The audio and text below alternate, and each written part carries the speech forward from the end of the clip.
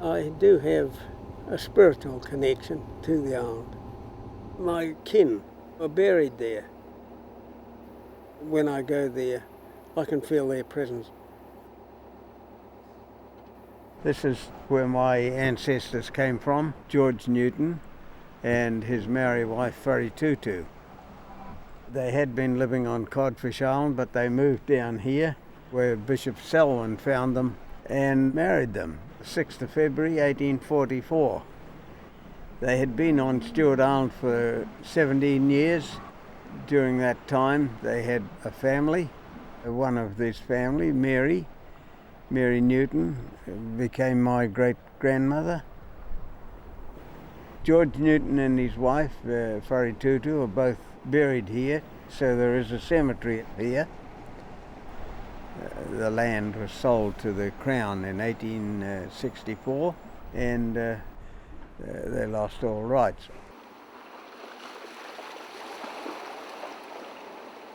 Lord's River was a very, very special place for all our family.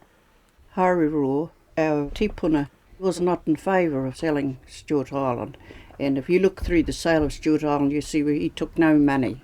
He kept Horomamai and Wharetukuaitaha, known as Breaksea, as his Muttonbird Islands, and he took a reserve on that first beach, 30 acres. And he lived with the Paratas. He had 2 sisters. One was married to Cooper, and that was my great-great-grandmother. Rakiura to me is virtually my tūranga waiwai, or tūraka waiwai.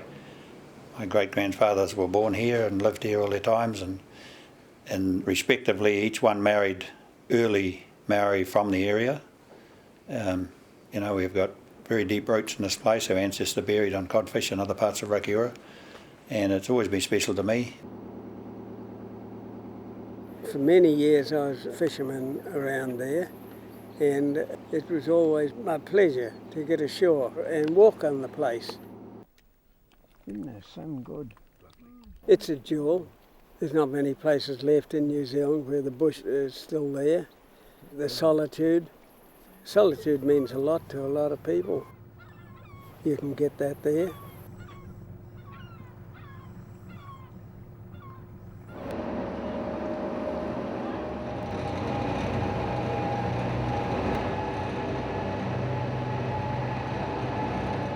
To survive on Rakiura from day one, you had to use the sea. The pathway around the island was the sea. We've been coming up and down since we were big enough to get in the dinghy. And when you got bigger you had to row, because if you didn't row, you didn't go.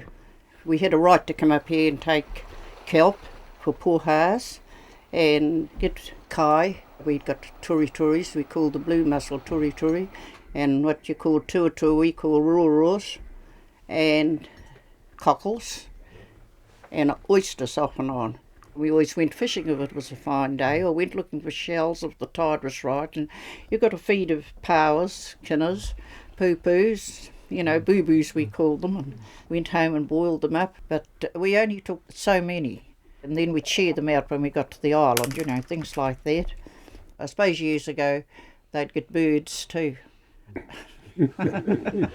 But at that point out here, going through the passage, there's muttonbirds all along that point on the mainland side.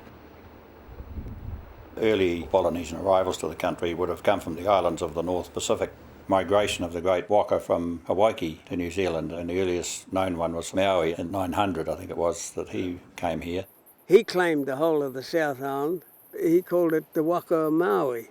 And to prevent his canoe from drifting away, he reached down into the water and pulled up a stone from the bottom of the sea, Stewart Island, attached a rope to it and put it back over, and that became Te Puka o Te Waka of Maui, meaning the anchor stone of Maui's canoe.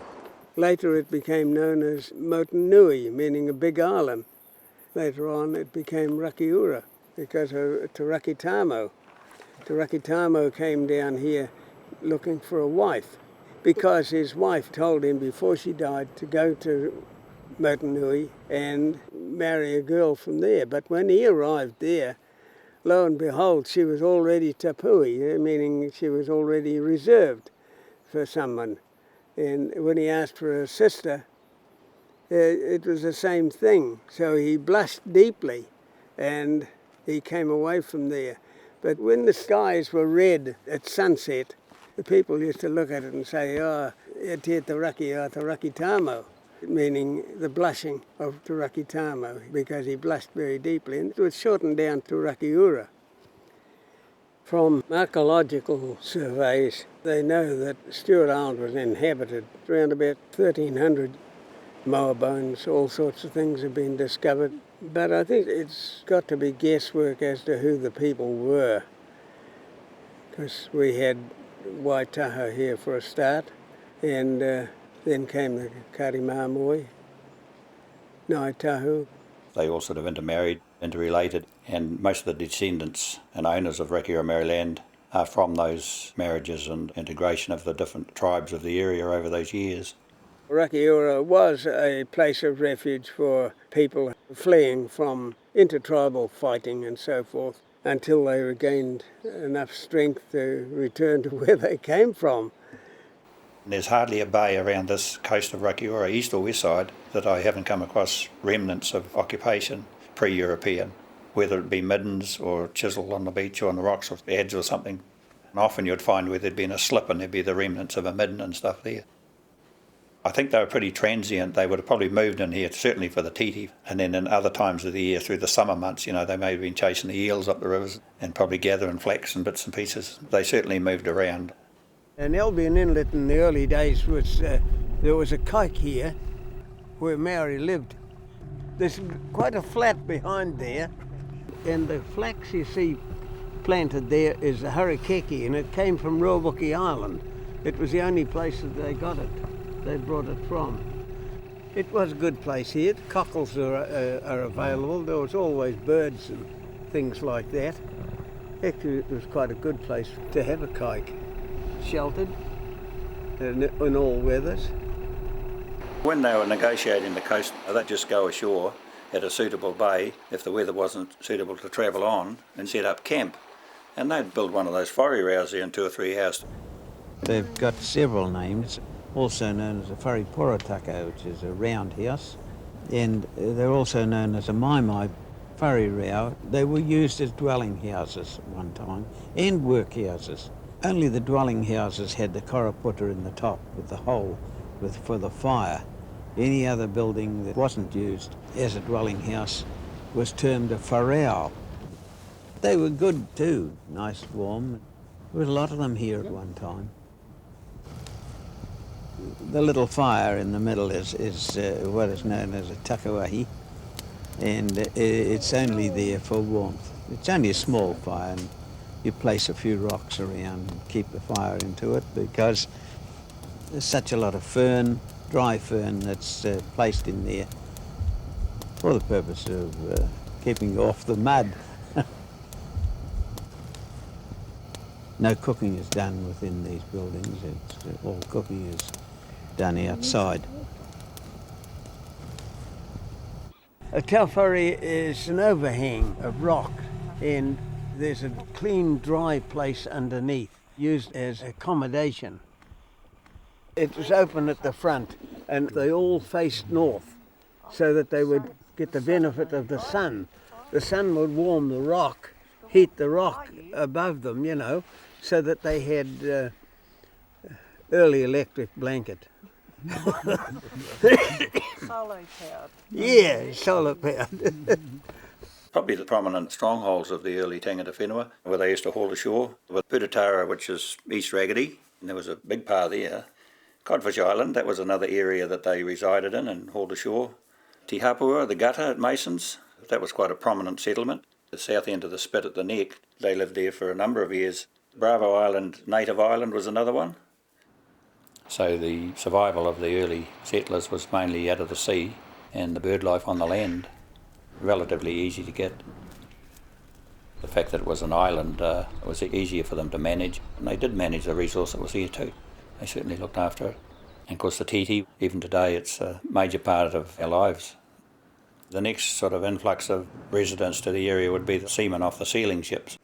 Most of them married Maori women, and of course 1820s through to 1850s the sealing was in decline, And once the sealing was over, it wasn't long before the whaling era started. And of course, most of the whaling ships came from the old country, the States, France. There's all sorts of League of Nations on the ships crewing them. And conditions on the ships weren't up to much, and consequently a lot of the seamen jumped ship while they were in this area. Married Maori women, mainly for their own protection. It was the woman who protected them from her own people. And one of them was our ancestor, Yankee Smith. He jumped ship in 1860. If you dodged the authorities, I think it was about 3 months you could stay, but if you didn't, you'd be repatriated. You'd be shot home in the first opportunity and also jailed. And there's a cave at the neck. You can go into it at low water, and that's where the Maori families and European used to hide these seamen that had jumped ship. We're here at Whenuaho, Codfish Island. You can see over there the popo that I carved. I named it Hinaketi, girl with the basket. She's standing where the first half-caste settlement in New Zealand was.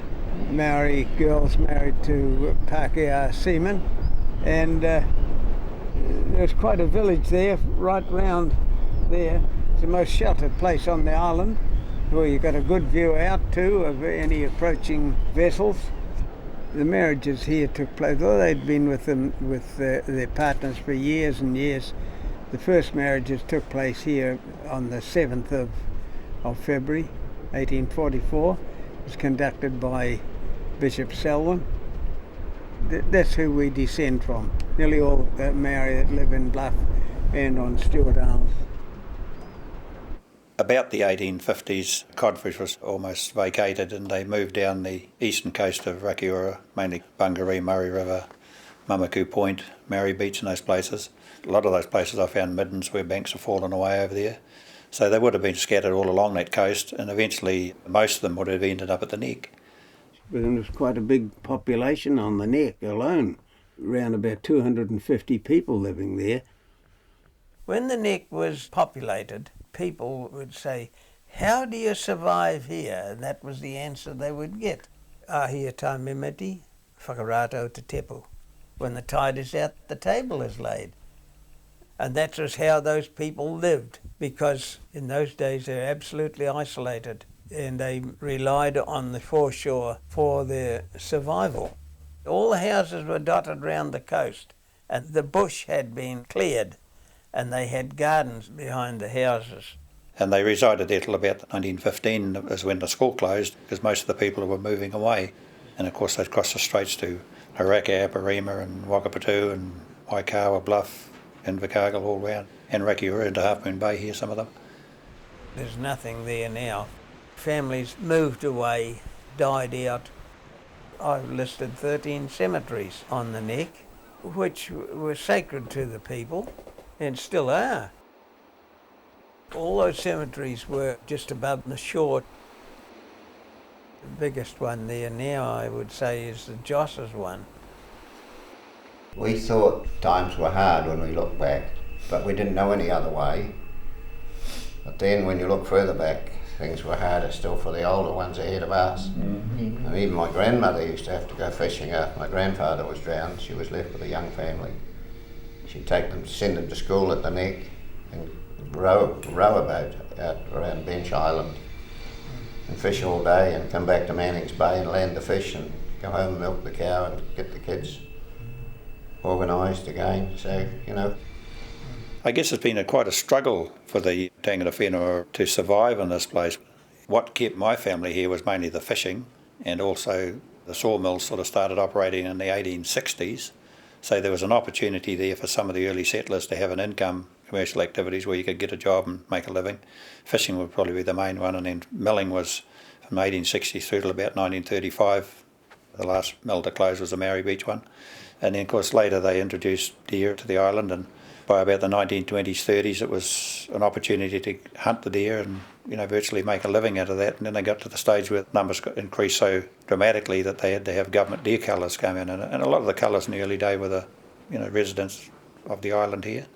My father, Tommy Ryan, was appointed as deer culler in the 1920s. He was one of the originals appointed in New Zealand, as a matter of fact, and He was only a little man, about 5'6", and very light, but he was pretty weathery and leathery. Very often he'd go out in bare feet. He used to hunt like that. Because the majority of red deer are at Raggedy on Stewart Island, he became very involved with Raggedy in the early 20s. And they built a little old wooden hut they used to live in when they were shooting there. He knew Stewart Island like the back of his hand. At the end of the Depression, when they counted all the deer skins on the fences hanging around Stewart Island that him and Roy Trail had shot, there was over 360 of them, and that had helped to supplement people's diets or meal tables in the Depression, was all the deer meat that they shot and brought back. It was common practice among fishermen to burn the place off so that grass would grow there and entice deer out. Thousands of deer have been shot just from the deck of a boat. It was quite common to see boats going round with a deer hanging in the rigging. That was your fresh meat. Stewart Island. I'm glad I knew it when it was just a fishing village. Yes, that was all. Yeah, I remember all the little boats trundling out in the mornings. Yeah. They used just to fish around only a few boats went south. The bigger ones. They had fishing companies down at Broad Bay and Pegasus, and of course the boats required to do that were a lot bigger because they were running fish from there directly back to Bluff. And the boats had to be big, like the old Brit and the T.Y. Punamo and the Rakiura and the Scout, the Comet and all those boats. They were all built for those sort of activities. Most of the crews on the boats were Rakiura Maori. Some of the skippers were Pakeas, but there were some damn good Maori skippers on those boats. Did a great job too for the type of environment they were in those days. Most of the trips they did were under sail. I fished in the Rakiura. She was one of the biggest boats down here at the time, or probably the biggest. She was four-handed, and we didn't put our fish into the freezer here. We used to fish 4 days, and we had an ice box in which we put our fish, and then we'd run them home to the Bluff. We did most of our fishing out at the traps out there. It was hard work then because you'd be leave here at 4 o'clock in the morning to go out to the traps to catch daylight, you see, and you'd be as late as 10 o'clock at night before you finished scrubbing your fish. You'd gut them and clean them, scrub them and so forth, and you was hardly in bed before you was up again. There was quite a good fishing record put up here by George Fife and Peter Toten. Their biggest day of a young fella and a fisherman here was a tonne and 3/4 of fish for the day. So, you know, that's a lot of fish with two guys hand hauling out here in 60 fathoms off the South Traps. So. When George knocked off fishing, sometimes he fished alone, which I didn't very well like, and then I was so glad when he gave up fishing. Then my son started, so that was, you know, there's that danger out there. Because